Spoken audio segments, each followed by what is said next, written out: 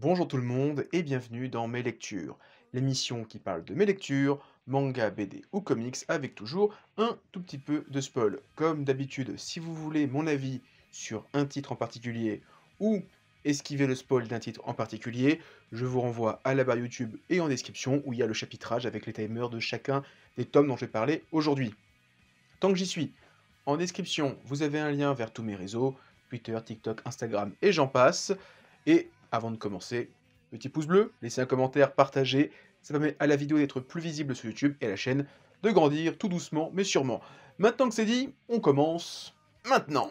On commence avec un petit focus sur Makoto-chan. Alors, au début, je voulais faire une vidéo manga show sur Makoto-chan, donc c'est de Kazuo Umezu, je vais en parler juste après de ça. Et donc en fait, quand je l'ai lu, alors j'étais au courant de certaines choses, ben je me suis rendu compte que j'allais pas pouvoir faire une vidéo très intéressante dessus, et que finalement, tout ce qu'il y a à dire pouvait être tenu en quelques minutes, ce qui fait que je trouve que c'est plus intéressant de le sortir dans un mes lectures.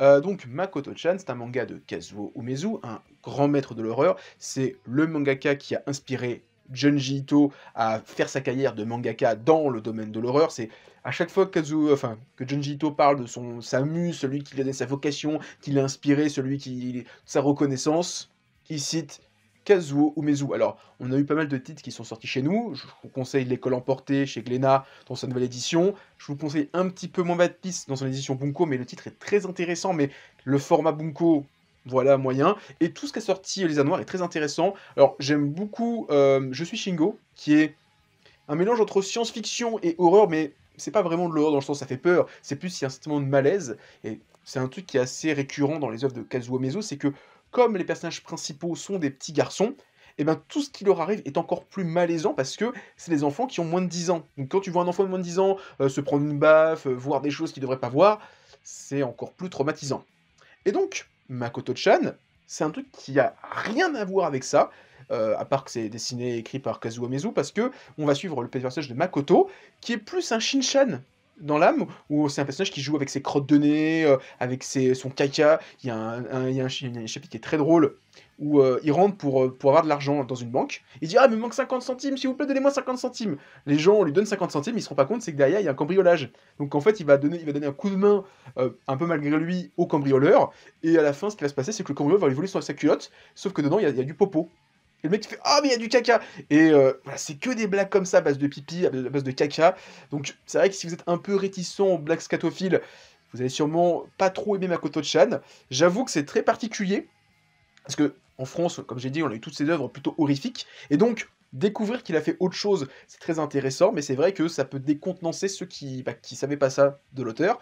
Donc je trouve ça très intéressant que Les Arts Noirs sortent ça maintenant, après toute l'aura qu'on a eu autour de Kazuo Umezu, mais j'espère que ça va être un pari gagnant pour eux. Moi, en tout cas, je vais aller jusqu'au bout parce que j'aime beaucoup ce qu'a fait Kazuo Umezu. J'avais envie de découvrir le maximum de ses œuvres et d'avoir. Pour l'instant, j'ai sa collection complète chez moi, donc je vais continuer à essayer d'avoir, on va dire, le full set des œuvres de Kazuo Umezu à la maison. Mais en tout cas, Makoto-chan, très particulier, très intéressant et très étrange en même temps. On parle ensuite de Bambi, tome 6, alors avec un tome qui est bien fat, il doit faire pas loin de 250-300 pages. Alors, donc c'est la conclusion de Bambi, remodeled de Atsushi Kaneko, qui est venu récemment en France. Alors, j'ai pas eu la chance de le rencontrer parce que les deux trois fois où j'aurais pu le rencontrer, je bossais je bossais et j'ai eu un imprévu. Donc la Fnac, j'ai pas pu y aller. Au Festival du Livre, qui est un festival qui est très intéressant parce que si ma mémoire est bonne, il est gratuit, on peut rentrer gratuitement et on a juste à payer quand on sort pour acheter tous les livres qu'on a achetés. Et à la Maison du Japon, je devais y aller et finalement j'ai eu un imprévu personnel, j'ai pas pu y aller, donc je suis un peu dégoûté. Bon, après, je suis pas un aficionados de Atsushi Kaneko, donc je suis pas non plus méga triste. Je suis juste un peu déçu de pas l'avoir rencontré. J'aurais bien aimé. J'espère qu'ils vont avoir la rediffusion de sa conférence parce que c'est un truc qui est super intéressant, découvrir les choses. Surtout que j'ai plus son nom, mais c'est quelqu'un qui est très intéressant. En plus, il y a son nom qui est dans le bouquin, donc je vais le retrouver. Euh, Excusez-moi, c'est Frédéric Hanzalon qui a fait la conférence, et je sais qu'il fait pas mal de conférences, notamment au Festival de bande dessinée d'Angoulême, et c'est toujours très intéressant les questions qu'il pose. Donc j'aurais bien aimé juste assister à ça. Donc Bambi, c'est la conclusion, et en fait, il faut savoir, c'est qu'à la fin du bouquin, on a l'inédit, en fait, ça a été rajouté par Imacho, parce qu'en fait, on a une critique de Frédéric Anzalone, donc, qui a fait la conférence de Tsuchikaneko, et ensuite on a une question-réponse. On a tout un interview qui fait une bonne quinzaine de pages de Frédéric Anzalone à Tsuchikaneko, et je trouve ça super intéressant, c'est qu'il y a vraiment une création en plus de ce remodèle qui fait que ceux qui ont le Bambi classique, ils ont au moins une raison d'acheter le tome 6, alors c'est vrai qu'acheter le tome 6 juste pour l'interview, ça fait un petit peu cher, mais voilà, il y a une petite plus-value. Donc maintenant, Bambi, j'ai beaucoup aimé. Je me suis relu pour l'occasion parce que j'avoue que j'ai un peu décroché l'histoire vers le tome 4-5, avec l'arrivée des triplettes et on a vu les vieux, etc. Et j'avoue que tout me relire, c'était super cool. Et j'avoue que quand tu sais la révélation sur Pampi, le petit garçon, et toute la vérité, tu dis ah, mais c'est pour ça qu'il est complètement taré, qu'il comprend rien à rien. En fait, il a peut-être Alzheimer quand on sait, la vérité sur lui. Donc j'ai trouvé ça super cool, j'ai vraiment beaucoup aimé, Bambi, c'est peut-être une de mes œuvres préférées maintenant de Kaneko, avec, Detsuko, que j'aime beaucoup. J'aime bien ce côté un petit peu, punk, ça dans tous les sens, où les personnages ils tirent sur tout le monde. Là où Sol, c'est très particulier, j'ai pas forcément tout compris à la série, mais en tout cas, voilà, très content de ce qu'a sorti, Imasho. En tout cas, voilà, j'espère qu'on aura le tome 0 de Bambi, qui va être annoncé prochainement, j'espère. En tout cas, voilà, en tout cas, on reparlera de toute façon de Atsushi Kaneko prochainement, parce qu'il va y avoir les Evol qui vont sortir chez Delcourt Tonkam, que je prendrai de toute façon en numérique, comme je l'ai déjà dit. Maintenant, on parle du tome 16 de Karakuri Circus, donc c'est le dernier du lot que j'ai reçu, et je suis un peu dégoûté parce que j'avais calculé en me disant, si on a un tome tous les mois, en me disant que je lis un tome une semaine sur deux, je devrais avoir fini Karakuri Circus et avoir la suite prochainement. Et je crois que je me suis complètement foiré dans mes calculs parce que je crois que je vais attendre 2-3 semaines avant le tome 17, 18, 19, 20. Mais en tout cas, ça m'a quand même permis de savourer Karakuri Circus semaine par semaine, apprécier chaque tome et pas tout enchaîner d'un coup et après pas me souvenir de ce qui se passe dedans. Donc dans ce tome 16, c'est la fin du méga flashback sur le grand-père de Masaru, son père, la mère de Éléonore, qu'on a découvert dans ce tome-là. Vraiment génial, tout ce qui s'est passé dans ce tome-là. Le début avec... alors c'est plus Francis, comment s'appelle la mère d'Éléonore, je sais plus son nom, qui dit à Guy, ouais mon fils, je t'appelais maman, enfin appelle-moi, il l'appelle maman déjà, je trouve que c'est très fort sur le fait qu'on connaît le dessin du personnage qui a tout un problème avec sa mère, etc. On se rend compte qu'en fait, il y a toujours cette pensée de sa mère adoptive qui le travaille, et j'adore le moment où il fait vas-y, protège ta petite sœur, protège Éléonore, et tu vois, il est en mode bourrin qui fonce, il fait je vais protéger ma petite sœur. J'ai trouvé ça trop puissant. La double page où il arrive en volant sur Colombine, Olympia plutôt, j'ai trouvé ça génial. Vraiment, le personnage est ouf. Quand il rencontre le père de Éléonore, il lui dit ouais, protège ma fille, il y va, il fonce. C'était vraiment très stylé. La conclusion, maintenant on découvre pas mal de choses, on a pas mal d'indices qui commencent à venir dans le tome par rapport à Masaru et son père biologique, notamment le fait qu'on dit mais quand est-ce qu'il est devenu Shirogane? Où est-ce qu'il a bu le truc des Shirogane? Il a pas bu ici, donc c'est bizarre. Et qu'à un moment, il parle de la Chine, il parle il y a 250 ans, de son premier amour d'enfance, et qu'à la fin, ça finit en disant que Masaru, son père, il a récupéré la pierre, l'Aqua Vitae du frère du fondateur des Shirogane. Et je trouve ça un peu étrange et très drôle, c'est que Shirogane, donc Éléonore, a bu l'Aqua Vitae de Francine, qui avait les cheveux de la première Francine de l'origine, je sais plus son nom, je crois qu'elle s'appelait Francine aussi, celle qu'on a vue dans le flashback sur les deux frères qui ont créé l'Aqua Vitae. Narumi a hérité du frère qui s'est marié avec elle, et Masaru, il a hérité du petit frère, et c'est le plus petit jeune du trio. Je trouve ça très beau de se dire que, même dans un flashback où on suivait des personnages qui n'avaient rien à voir avec nos personnages principaux, mis à part leur apparence, on suivait mine de rien nos personnages dans une ancienne vie. Je trouve ça vraiment cool que Fujita, il ait pensé à ça, il ait calculé son truc à l'avance, c'est monstrueux. En tout cas, ce tome-là, il m'a foutu une claque, que ça soit Guy et son combat, etc. Les révélations sur Éléonore, comment elle est devenue une Shirogane, tout le lien avec le début du manga, oufissime. Le combat où tu vois le père de Masaru face à son grand-père, où il y a la double page où on voit ces trois marionnettes derrière lui, c'était oufissime. Là, on va arriver dans du très très lourd, et je m'étais arrêté dans l'animé plus ou moins ce tome-là, ce qui est sur Prime. Donc là, pour moi, maintenant, je vais avoir 10 tomes totalement inédits. Ça va être une dinguerie. Une méga dinguerie. Maintenant, on parle de Katsu de Mitsuru Adachi. Alors, c'est très drôle parce que quand j'ai acheté le tome 1 de Katsu, j'avais déjà commencé à acheter quelques tomes de Touch. Et entre le tome 1 et le tome 2, j'ai bouffé l'intégralité de Touch, donc qui est l'une des grandes œuvres de Mitsuru Adachi, qui est, si je dis pas de conneries, sans dire la première œuvre qui l'a fait connaître, qui l'a rendu célèbre, qui est arrivée chez nous en France sous le nom de Théo, la batte de la victoire. que j'ai jamais regardé, mais je sais que c'est une série qui a beaucoup marqué les gens, qui a fait découvrir Mitsuru Adachi en France, tout ça, tout ça. Et donc, bah, entre-temps, j'ai aussi commencé à lire les mix, j'en parlerai prochainement dans mes lectures. Je les ai pris aussi en numérique comme les touch. Et en fait, bah, entre le tome 1 et le tome 2, j'ai dû bouffer quasiment une trentaine de tomes de Adachi, donc je peux pas dire non plus que je suis un spécialiste, mais bah, maintenant il y a une certaine blague et certains comiques dans les œuvres de Adachi que je commence à comprendre, notamment le fait que le héros ait un chien qui s'appelle ah putain, c'est le nom du chien qu'on voit dans toutes les œuvres, en fait c'est Puff ou Potch, je sais plus comment il s'appelle, Patch. Donc bah, il y avait le petit chien qui était dans Touch qu'on revoit dans Mix, mais ici c'est un Doberman ou un Pitbull, c'est très drôle, il a le même nom, je trouve ça très très drôle. Katsu c'est toujours aussi bien aussi, j'aime beaucoup le fait que le héros apprend la boxe auprès du père de l'héroïne, mais en secret, et elle apprend la boxe auprès du père du héros, et en secret de sa famille. Donc il y a un peu un double secret, un double entraînement de boxe qui est très très cool. Il y a des passages où bah, la boxe, magnifique. Alors, il y a toute une grâce, toute une élégance, et une sorte de ecchi déguisé. Bah, quand Katsu, l'héroïne, oui, parce que les deux personnages s'appellent Katsu, donc c'est un peu compliqué, s'entraîne, on la voit, à un moment, elle a juste enfin, là, en haut, on voit juste son nombril, et tu vois vraiment, il y a toute des scènes où ça sous-entend plein de choses sur, voilà, sur la grâce du personnage, mais en même temps, tu dis, ça fait un peu plaisir au lecteur, parce que voilà, tu vois une jeune fille en petite tenue, enfin, en tenue légère, avec de la sueur partout, voilà, ça, ça crée des fantasmes, aussi en voilà, c'est vraiment cool. J'aime beaucoup aussi comment, c'est une blague qui revient dans le bouquin, enfin dans ce tome-là, par rapport à Katsu, le héros, qui dit oui, je fais 52,5 kilos, donc c'est un poids coq, et tout le monde fait bah, c'est bizarre, t'as l'air plus massif que ça, t'as l'air de faire plus lourd. Il fait non, non, je fais 52 kilos, et qu'on nous dit derrière, ah, mais la balance elle est déréglée en fait, il y a 3 kilos de moins à chaque fois, et à la fin, bah, il apprend qu'il fait 55 kilos, et il se dit, ah merde, je suis pas un poids coq, je suis un poids plume, et donc maintenant, le mec que je devais pas affronter, je peux l'affronter. Et c'est très drôle. Donc, à voir la suite en tout cas, il reste plus que 6 tomes. On a déjà premier quart de la série. Et c'est vraiment une œuvre que j'aime beaucoup. Et bah, je suis très content que Nobinobi ait sorti Katsu parce que ça m'a plus ou moins mis un coup de pied au cul pour commencer à découvrir les œuvres de Adachi. Et pour l'instant, je suis pas déçu. Maintenant, on parle de Horimiya, tome 9 sur 16. Ouais, c'est ça, c'est sur 16. La série est complète en 16 tomes. Donc on a dépassé la moitié. Il reste encore quelques tomes. Donc je pense que dans un an, la série sera terminée. Ça se lit toujours aussi bien, c'est un véritable plaisir de lire Horimiya.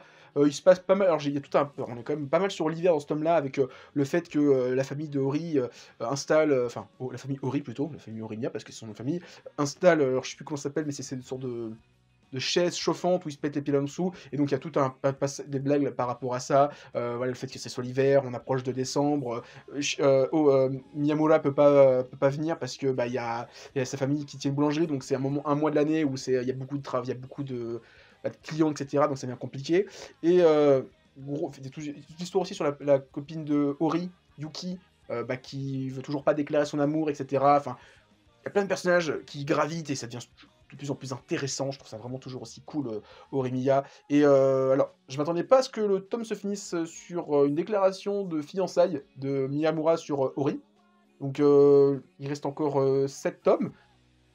Où va aller la série maintenant qu'il y a eu cette déclaration qui, pour moi, était le genre de choses que je m'attendais plutôt vers le tome 14-15, dans le genre dans les séries un peu bah, comédie romantique, où voilà, soit la déclaration d'amour, soit le mariage, quand les personnages sont déjà en couple, je les attends beaucoup plus tard. Là, on est à la moitié de la série, donc très curieux de voir où ça va aller. On parle maintenant de Kaiji de Tetsuo Hara, donc c'est le tome 11 sur 16 ou 18, on est quasiment à la fin de Kaiji qui a encore pris 1 euro, enfin 50 centimes je crois de prix, ça commence à devenir un petit peu tendu, mais bon je me dis je suis quasiment à la fin, je vais jusqu'au bout de Kaiji, j'ai commencé, je vais jusqu'au bout, heureusement encore une fois que j'ai pas les Sotenoken à acheter parce que je les ai déjà dans l'édition Panini, donc je les reprendrai pas, surtout au prix qui sont actuellement, ça devient un peu plus tendu d'acheter tout et n'importe quoi, donc j'ai fait des choix.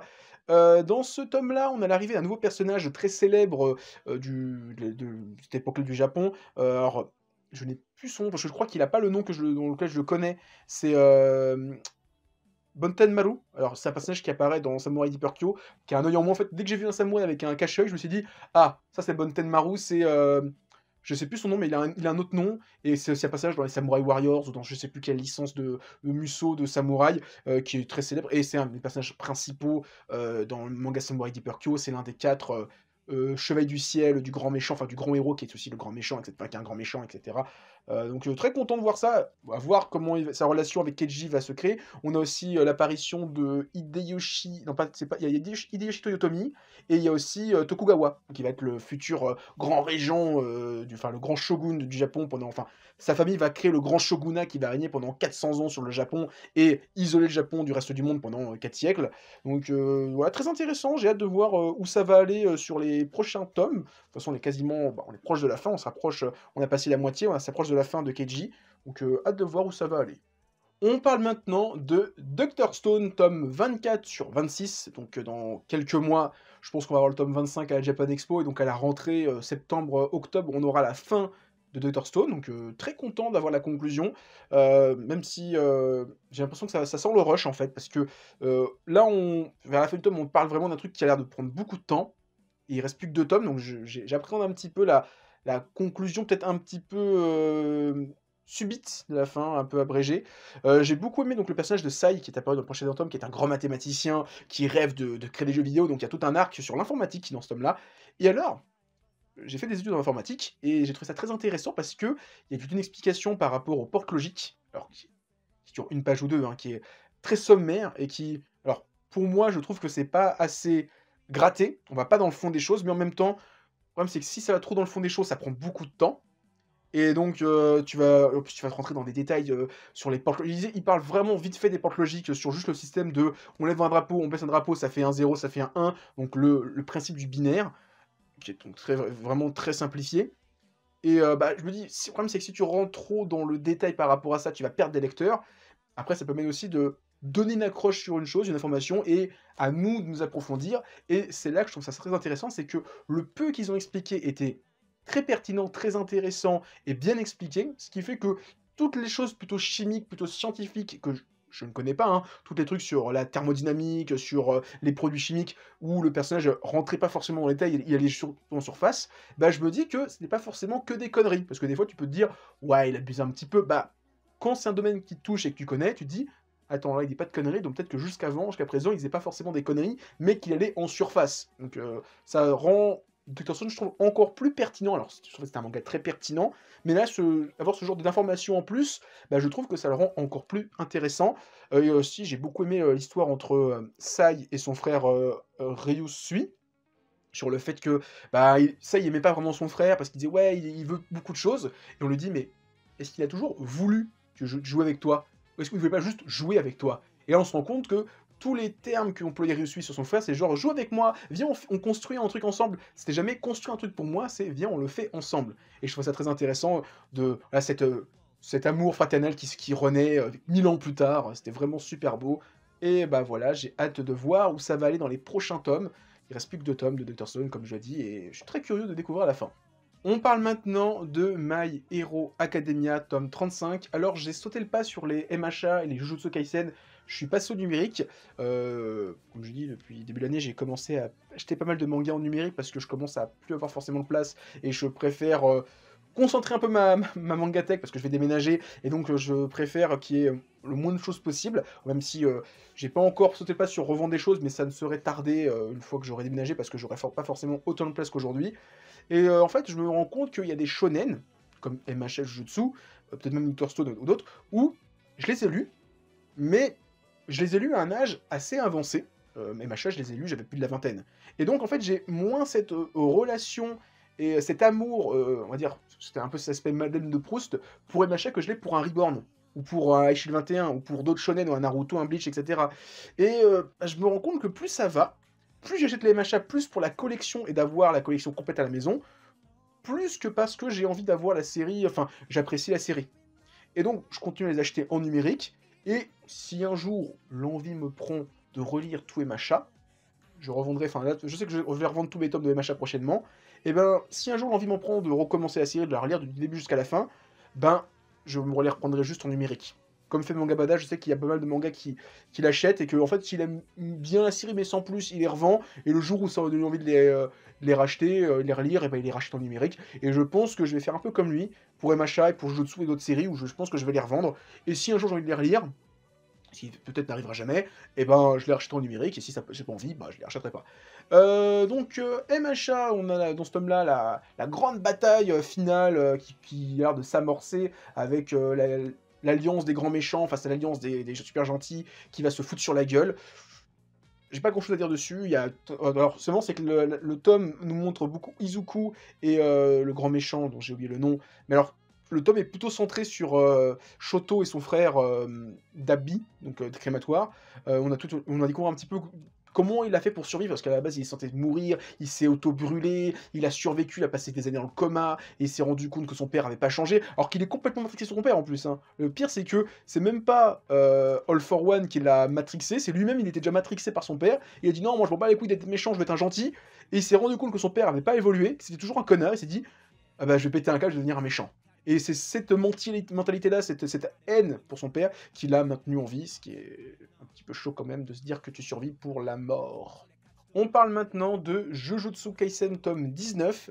Et alors, je suis très content d'être passé au numérique pour Jujutsu. Alors, parce que je trouve que des fois, les tomes de Kiun sont un papier de très bonne qualité, mais il est tellement de bonne qualité, ce qui fait qu'il est très dur. Et des fois, pour ouvrir des pages en double, bah, c'est pas hyper évident. Et ben, dans Jujutsu, il y a pas mal de double pages où on va essayer d'occulter des personnages, bah ça rend pas toujours super bien en physique, et je trouve qu'en numérique, il y a une double page où on voit ce personnage-là, le tribunal, qui fait son ouverture de zone, je trouve que ça explose sur la tablette, je trouve ça vraiment génial. Si je retrouve la page, je vous la montrerai juste après.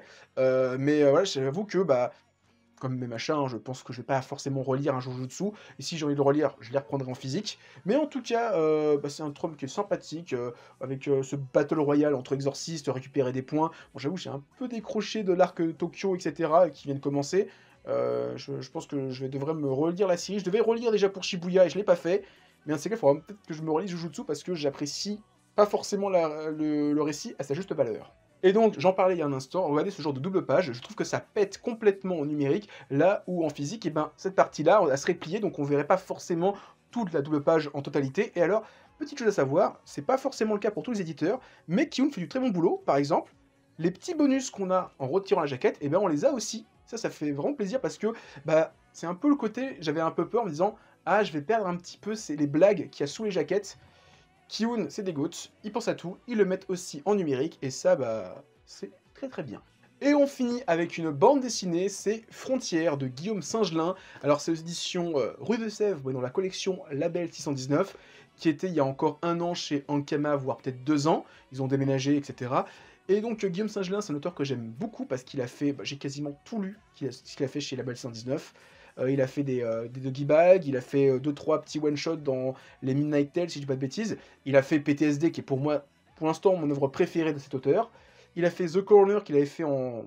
Il avait juste dessiné, il n'avait pas fait le scénario, qui était l'histoire... Alors, PTSD, c'est l'histoire d'une femme qui revient de la guerre, qui a un PTSD, donc syndrome de stress post-traumatique.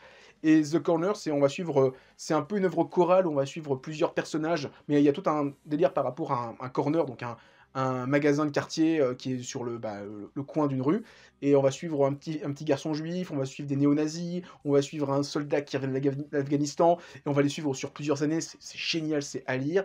Et donc Frontières, je trouve que c'est un peu... alors c'est c'est une œuvre de science-fiction, et je retrouve beaucoup de Mathieu Bablet, qui est un auteur du label 119, dans ce côté très science-fiction, qu'il n'y avait pas forcément dans les œuvres de Guillaume Singelin jusqu'à présent. Alors est-ce qu'il l'a aidé à coécrire ou à renforcer son scénario? Je ne sais pas, mais je ressens un petit peu de sa patte. Alors, peut-être juste moi, je vois SF, je me dis Mathieu Bablet, on verra. Frontières, c'est une histoire, on va suivre 4 personnages, qu'on voit sur la couverture, alors 2 ici et 2 ici. On va suivre une femme scientifique dont l'entreprise s'est fait racheter par un immense groupe galactique. On va suivre une femme soldat qui a quitté l'armée parce elle a perdu un bras, etc. On va suivre un homme alors qui a toujours vécu dans un vaisseau, et ses parents avant lui, et ses grands-parents avant lui, et ils ont toujours plus ou moins travaillé pour la même entreprise de génération en génération, et il va sauver un petit singe, qui est le 4e personnage principal, qui, bah, il se voit en lui parce qu'il se dit, ce petit singe qui a été victime d'expérience, bah, c'est un petit peu moi qui ai toujours vécu dans ce vaisseau, qui peut pas en sortir, je suis un singe en cage, sauf que la cage, c'est un vaisseau. Et on va les suivre, ils vont se croiser, se décroiser, se rencontrer, partir sur une planète, sur d'autres vaisseaux, etc. C'est génial, c'est 200 pages, on va suivre une immense aventure, qui est très bien. Alors je pensais limite en voyant le petit singe que ça allait être, on allait partir après sur le singe en tant que personnage principal. Finalement non. Mais Frontières c'est vraiment bien. Alors après, Encore une fois, j'ai sur toutes les œuvres qu'il a écrites pour l'instant, cet auteur, PTSD, c'est une pépite. Si vous ne connaissez pas, lisez PTSD, vous allez surkiffer. Mais Frontier, c'est très bien aussi. C'est juste que j'aime un petit peu moins. Après, en termes de dessin, c'est génial. J'aime beaucoup cet aspect un petit peu chibi qu'il a dans toutes ses œuvres. Et voilà, vraiment, Frontière à lire, PTSD à lire, Corner à lire. Donc voilà, c'était ma vidéo, mes lectures, j'espère que vous l'avez appréciée. Si c'est le cas, pensez à mettre un petit pouce bleu, à laisser un commentaire, à partager, ça fait toujours plaisir. En description, vous avez un lien vers tous mes réseaux, Twitter, TikTok, Instagram. Et sur ce, je vous dis à plus et continuez à lire des mangas. Allez, ciao tout le monde.